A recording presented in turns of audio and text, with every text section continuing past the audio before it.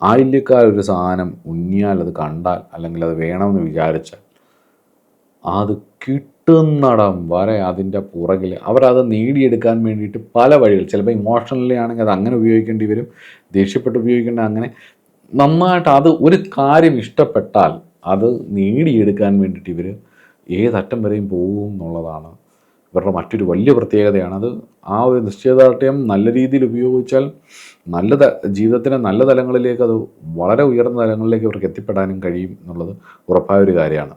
ഇവരുടെ ചില വെല്ലുവിളികൾ, ദുഷ്ഫലങ്ങൾ നമുക്ക് നോക്കാം. അതിൽ പ്രധാനപ്പെട്ടത് ഗൂഢ സ്വഭാവമാണ്. തങ്ങളുടെ യഥാർത്ഥ സ്വഭാവങ്ങളെ, ചിന്തകളെ, ഉദ്ദേശങ്ങളെ മറ്റുള്ളവരിൽ നിന്നും മറച്ചു വെക്കാനുള്ള ടെൻഡൻസി. ഇത് പലപ്പോഴും ഇവർ ഓവറായിട്ട് ഇത് കാണിക്കുമ്പോൾ പലപ്പോഴും ഇവർ തെറ്റിദ്ധരിക്കപ്പെടാനുമാണ് ഇതുള്ളത്. ഒരു നെഗറ്റീവ് സ്വഭാവമായിട്ടാണ് എനിക്ക് തോന്നിയിട്ടുള്ളത്. പലപ്പോഴും ആ ഫ്രീഡം ഇവർക്ക് കിട്ടാത്തതുകൊണ്ടാണ് ഇവർ ഒതുങ്ങിയിരിക്കുന്നത് എന്നുള്ളത്.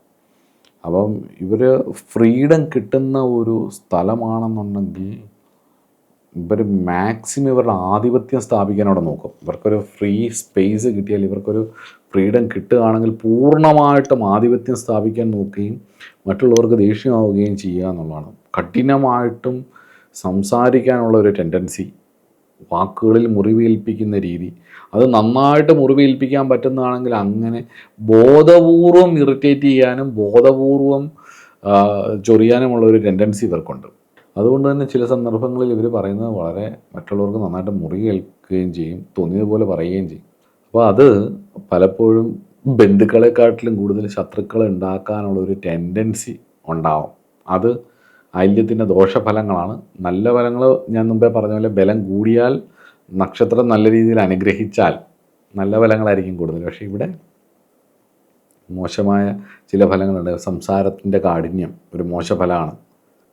അതുപോലെ തന്നെ അമിതമായ സ്വാർത്ഥത, സ്വന്തം കാര്യങ്ങൾ മാത്രം ചില സമയങ്ങളിൽ അത് മാത്രം ആലോചിക്കുക, ബാക്കിയുള്ളവരെക്കുറിച്ച് ഒരു തരത്തിലും ചിന്തിക്കാതിരിക്കുക, ശ്രദ്ധിക്കാതിരിക്കുക എന്നുള്ളത്. അതുപോലെ തന്നെ അവിശ്വാസമാണ്. മറ്റുള്ളവരെ പെട്ടെന്നൊന്നും വിശ്വസിക്കില്ല. അതുപോലെ തന്നെ എന്തെങ്കിലും ഒരു കള്ളത്തരം അവരുടെ അടുത്ത് കാണിച്ചൊരിക്കൽ അത് തിരിച്ചറിഞ്ഞ് കഴിഞ്ഞാൽ ജീവിതത്തിൽ പിന്നെ അവരെ വിശ്വസിക്കത്തുമില്ല. നല്ല പകയുമാണ്, പകയുണ്ടാവും എന്നാണ്. ആയില്യത്തിന് പക കൂടും.